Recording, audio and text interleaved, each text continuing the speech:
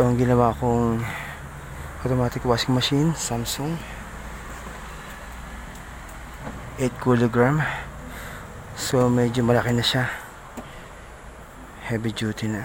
Then ang problem nito is napakahinang mag dryer, meaning hindi natutuyo na mabuti yung damit. Hindi siya yung talagang pigang-piga. So ang problem niya is defective na yung kanyang belt.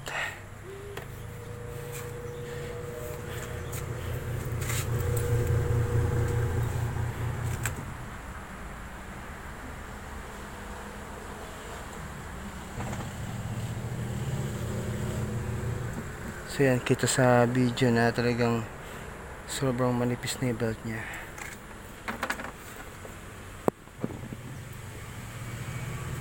Yan, napalitan ng bago, okay na.